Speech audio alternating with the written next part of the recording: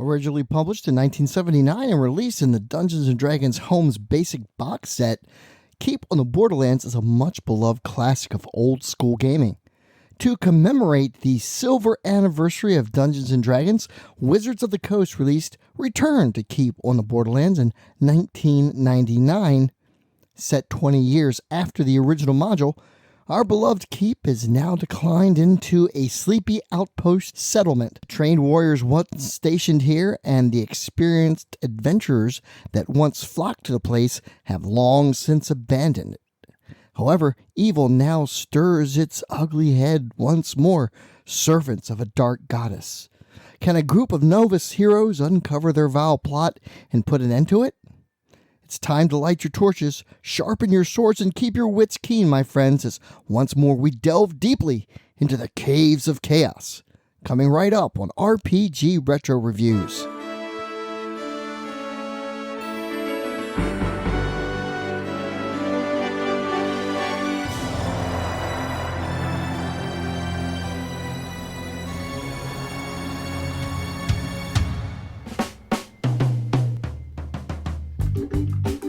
Hello everyone, I'm Captain Courageous and I review old school modules and games and try to give them a fun and informative analysis. First let me say I'm sorry I didn't intend to take this long a hiatus for my last video, but I finally got COVID and that took me out for a week, and then it's taken another few weeks to get rid of the bronchitis and actually get my voice back. I'm still a little iffy with my voice, but I'll work my way through this video. And for someone like me that makes their living as a YouTube presenter and a full-time DJ, this was just horrible. However, this week I've got a fun one for you.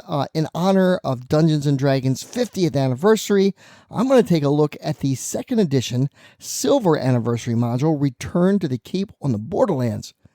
First published in 1999, Return to the Keep on the Borderlands was one of several Silver Anniversary releases that year that revisited and reprinted several of the early Dungeons & Dragons classic adventures. The limited print run of the Silver Anniversary Collector's box set included reprints of G1 to G3 of the Giants saga, B2 Keep on the Borderlands, and Len Lakofka's unreleased L-Series module, Deep Dwarven Delve. In addition, the set included I6 Ravenloft, a reprint of the Homes version of D&D Basic Rules, as well as a reprint of White Plume Mountain, the history of TSR, and select art pieces. Several Silver Anniversary Return to Adventures were also released. The Amazing Return to the Tomb of Horrors and Return to White Plume Mountain, both written by Bruce Cordell. In addition, there was the Liberation of Jeff module, which revisits the Giants War from modules G1 to 3. This update to the Gary Gygax classic is written by freelance author John D. Ratliff. Ratliff is an independent scholar and has written quite a few essays and books on the works of J.R.R. Tolkien. He was co-editor on the D&D 3rd Edition Player's Handbook and Dungeon Master's Guide, as well as other prominent and much-beloved works, such as The Night Below, Return to the Tomb of Horrors, as well as Decipher's Lord of the Rings role-playing game. Like its predecessor, this module is also meant to serve as a tutorial to a novice dungeon master, but also has some advice for experienced DMs who may have novice players at their table, and simply reminding them of good dungeon exploration practices, revisiting such topics as exploration in the darkness, the limits of infravision, and so on. Since this is meant for fragile first-level characters, the rules for Death's Door is revisited. Another topic that is touched on is the dividing of treasure and experience points. Second edition did away with gold for experience points in favor of story awards, but for this module it is suggested that the original rules for XP accumulation through gold be employed here. Other topics for discussion that are worth a read are the ecology of the dungeon, how the caves are not a static environment, and what happens as the heroes venture into the various locales, and how other factions will react to such incursions.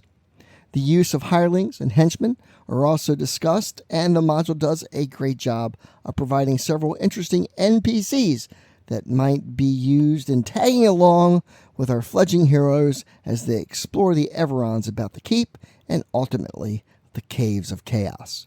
Quite a bit of text is devoted to other such topics as interacting with NPCs, keeping watch, marching order, and replacing dead NPCs. There's quite a bit of great DMing advice in the first 5 pages of the module, even for experienced DM, and Ratliff has a very easygoing, easy to read and engaging writing style, though in my opinion can get a bit text dense. In the next section we get a very detailed update and history of the keep since B2 Keep on the Borderlands. Of note here is that the keep is now located in the world of Greyhawk, the southwestern part of Yeomanry, a lordless land of freehold farmers. The official name is Kendall Keep.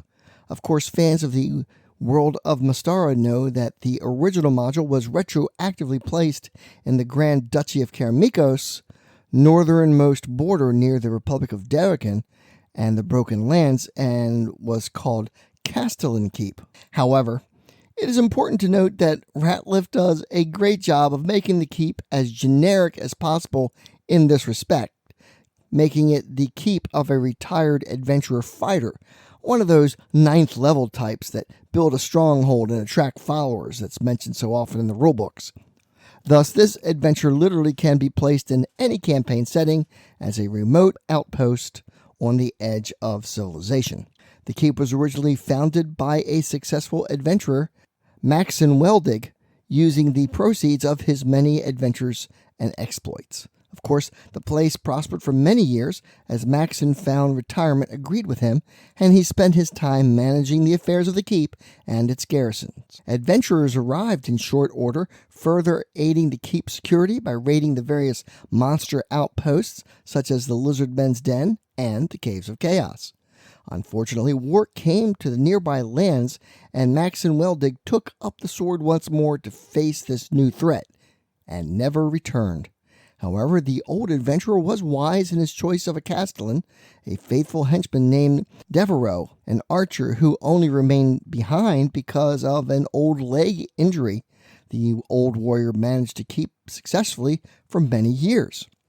Thus, the garrison of warriors that once manned the place has been replaced by a militia composed of the various business owners, farmers, and townsfolk, and here the module does something very well that the original module didn't, which is to detail and name the various NPCs that makes their life here, and in doing so, in my opinion, elevates the keep to the likes of other adventures like the village of Hamlet. The reimagining map of the keep is very well done and remains true to the original, but the addition of shading and shadow makes the place a much easier map to read. At this point, we get a very nice detailed overview of the keep's various locales and businesses, much as we did in the original module, but now there's a focus on the NPCs that reside at these various places, which adds to the authenticity and immersion of the keep. It feels lived in, and the people are there with their own desires and motivations that have little to do with the PCs, which is a great addition to the keep's lore in my opinion. Also, it's here that I begin to see what I consider the module's main weakness. It's incredibly text dense. It's no surprise that this module is twice the page count of the original, coming in at 64 pages. Now we have the opposite problem perhaps. There's just a bit too much detail. It's here in the keep that the heroes can roleplay and interact with the various citizens of the place, and by doing so get a good feel of what's going on, and perhaps find themselves in the middle of some of the keep's intrigue and danger. I really appreciate quite a bit of what Ratliff has done here, taking many of the themes and ideas hinted at in the original module, and taking the opportunity this represents to really flesh them out and give them life, though as I said, a major side effect of this is that many of these entries are quite text dense. That's not to say that what's presented isn't good or interesting, but the DM will need to read through a lot of this to get a good feel of what this place is about. A good example of this is the residence of Nian, Opal, and Chandri in 7F. The ladies here run a dairy. The milk cows are housed in the lower level of the lookout tower, and the milk is routinely delivered to the various families and businesses with standing orders. The remaining is churned to butter and cheese, On market day, these are sold, giving the sisters a steady income stream. The younger daughter, Opal, is also a first-level cleric and runs services at the local chapel and could be a potential NPC henchman or ally for the heroes. I really appreciate this level of detail here. It shows what people are doing when not interacting with the PCs and gives character to the keep as a true living, breathing place. Most of the keep's locations are given this breadth of detail, thus providing a captivating base of operations that can serve as a springboard for a fledgling campaign. And really, that's the approach taken in every aspect of this module. In retrospect, to be fair, Ratliff could have taken the easy route here and simply restocked the surrounding area and the keep with generic NPCs and monsters, restocked the Caves of Chaos with the same, and called it a day. But it's clear that a lot of love and consideration was given to every aspect of this redesign, and it shows. There's a few intriguing things going on at the keep, and fortunately you won't have to wade through the individual entries to discover what's going on. First, there's the old dependable rumors table that provides random bits of information with a simple D20 roll. Wandering about the keep and talking to the various NPCs is the best way to gather information about the various goings-on in and about the place. Some things are obviously false, some things true, and others a bit deceptive. For example, entry 6 says, "Treasure? There's no treasure left in these parts, lest the pawnbreaker has it." And entry 18 refers to the battle and disappearance of the keep's founder. "A terrible battle it was, and not a man jack of them ever came home again. There was many a widow and orphan maid in this town that day, I can tell you." In addition, there are two very useful sections toward the end of the keep chapter: potential henchmen and allies, and adventures in town. The Henchmen and Allies section is just that, giving the statistics and backgrounds of potential NPCs that might help the PCs as they explore the surrounding area and ultimately the Caves of Chaos. In addition to the extra detail about the NPC, the numbered entry location as to where they are usually found is also given. With the Adventures in Town section, the specific plots of the place are highlighted. Mendel the Slaver is a despicable character, a spellcaster who uses magical charm to endear himself to women, get the best business deals, and also delivers victims to the evil priests in Cave J for sacrifice. Uncovering his schemes and taking him to task should be very enjoyable for the heroes. In the Assassin's Challenge, there's a nice Easter egg for the classic module L2, the Assassin's Knot. Thomas and Helga are unsavory characters from the Lendor Isles assassin refugees from the fallout from the module's events, now hoping to form their own Assassin's Guild. Thomas, a skilled assassin, and Helga, a magic user of no small measure, make for a deadly combination. Running afoul of this couple could prove deadly for neophyte PCs. Their Sir Robin subplot is mainly for humor, the so-called Sir Robin being a bard with a devious sense of humor. The bard may come along with the PCs on a few of their outings, but his play-by-play commentary during battles will do little to endear him to the party, with such useful comments as, "You'll fight better if you put the pointy end towards the enemy. Oh dear, you shouldn't let him hit you with that sword like that. Oh my goodness, that wound looks serious. Don't say I didn't warn you." Worse still, once dismissed from the party, Robin will return to the keep and compose a series of ribald ballads that humorously detail the party's exploits, which become quite popular among the keep's inhabitants. Of course, this eventually blows over since Sir Robin hitches a ride on the caravan heading to the next town. And there's a new area map of the surrounding area provided. And of course, there are a few new dangers to be found in the wilderness areas about the keep. Varies a series of random encounters depending on whether the heroes are on the road, in the woods, or at the swamp. The Bee-Man is a benevolent encounter with the 7th level druid who goes by the name Bee-Man. He has followers of bees, so it's probably not a good idea to attack him. The druid is harmless otherwise and friendly and might be able to help the PCs if they get into trouble, need healing, or whatnot. There are also plenty of monster encounters to be had, with the Bulle, zombies, gnolls, giant spiders, lizardmen, and so on. By far the most bizarre encounter is with the Shy Tower, an apparent abandoned tower is actually a type of giant mimic called a house hunter.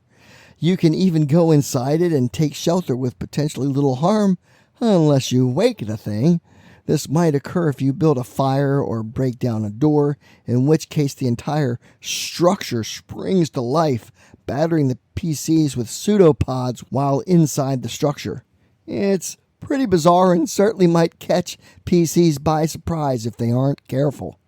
Of course, the main interest of exploration outside the keep is the Caves of Chaos. The same Caves of Chaos from the original B2 module, but now repopulated, and quite a few surprises await, especially for those players that may have made their first foray into the world of Dungeons & Dragons with that classic adventure. Some things will be familiar. Cave A is still the easiest cave to approach, filled with kobolds, and Cave K still contains an evil temple, but in between many things have drastically changed. Most notably is the addition of an entire cave network that now connects all the other caves through a variety of secret doors and passages. This is pretty interesting in its concept, but its execution on the map is a bit ungainly. It snakes around under and over the various other caves. Traversing this thing is going to play havoc with mapping, and for the DM, actually keeping track of said progression might be a bit nebulous, as you can see here. The now greatly expanded Cave I is a massive labyrinth with a permanent confusion spell cast upon it. It is inhabited by minotaurs who are immune to the confusion effects. Potentially a party entering this place could end up in a bad way real quick as they wander aimlessly through the tunnels and savaged by the minotaurs. Quite a few surprises await an unwary party who dare attempt a foray through these caves. The hidden temple Cave K, now populated by evil priests bent on gaining control of the keep and the entire valley. They are the movers and shakers of the entire cave network. Though they are not merely in control of everything here, the hidden temple has destroyed or expelled the orc, gnoll, and hobgoblin communities from the Caves of Chaos, settling various groups of their allies or followers, a band of bandits, 2 undead wizards, and a necromancer in their place. Currently, only the kobolds, goblins, and bugbears, and a solitary troll seem to stand in their way. The minotaurs of the labyrinth remain aloof and mysterious as always. Into this volatile situation arrive the PCs, innocently shifting the balance of power one way or the other. The cover art of this module is by Fred Fields and is an excellent rendering of an adventuring party literally picking their hill to die on as they are beset by monsters in all directions. The interior art is by Glenn Brewer, and I'm sorry to say I'm not a fan of his line art depictions. There is not a notable piece of artwork here anywhere that I find appealing, and quite frankly, it seems a bit trashy, which is a real shame as the art from the original B2 module is some of DMD's most iconic. Conversely, the cartography by Todd Gamble is outstanding, especially the depictions of the keep and the Caves of Chaos, which pay homage to the original, but are distinctive on their own as well. The wilderness map is great, and a deviation from the basic D&D hex maps, of course, but I really appreciate what was done here. Picking up a copy of this module is pretty easy. As good as this module is, I'm kind of surprised it's not more expensive on eBay, but prices range from between $10 and $40 depending on condition and completeness. And this is available in print on demand from Drive-Thru RPG for just $13.75, and that includes the PDF, which I have, and it's a great copy. So let's go ahead and take a look at the silver anniversary of Return to the Keep on the Borderlands on my D20 scale of style, presentation, and value. Style-wise, this is typical of late 1990s TSR trade dress. The cover art by Fred Fields and the cartography by Todd Gamble is outstanding and worthy of a sequel to such a popular adventure. But the interior art by Glenn Brewer is a miss, which is a real shame. I'll rate this a 16. For presentation, this too is hit and miss. This is a solid adventure and absolutely is worthy of inclusion in your TSR library. This is 2nd edition D&D, but it's completely compatible with 1st edition and any old school clone you might be playing. The core issue for me here is that it is stunningly text dense, what Gary accomplished in 30 pages is now expanded out to 64. I certainly appreciate the detailed descriptions. Sometimes I think Ratliff delves a bit too much into needless minutia. However, the new backstory, the state of the keep, the surrounding wilderness encounters, and the opportunity to revisit the Caves of Chaos once more is not to be missed. I'll rate this an 18. Finally, let's talk value. No doubt there is quite a few game sessions to be had here as the PCs mingle with the keep inhabitants and ultimately make their way out into the dangerous wilderness and to exploration of the Caves of Chaos. The maps are great and the subplots are intriguing. Any DM worth their salt can definitely make something fun with the juicy morsels that Ratliff has provided here. I'd love to run a campaign where the children of the original adventurers who originally cleared out the caves return to the site of their parents' first adventure. Given how reasonable the eBay prices are and that this is available inexpensively from TribeThruRPG in print makes this a critical hit in my book, so I'll give this a natural 20. And that brings the overall rating for Return to the Keep on Borderlands to a 54. Very good. Thank you all so much for watching. Happy 50th anniversary Dungeons & Dragons. I'd like to take a moment and thank my patrons for their support. Without them, the channel is just not possible. Please help me out with a like, comment, and share. Subscribe and click the little bell so you'll get notifications when I upload new content. Please check out the Teespring store for Ye Olde Shop for some fun gaming swag, t-shirts, carry bags, coffee mugs, and more. Consider supporting me on Patreon as well. If you feel inclined to send a tip, you can do so through my PayPal tip jar or super thanks right here. A link for everything is in the description. As always, my friends, may D20 roll true and game on.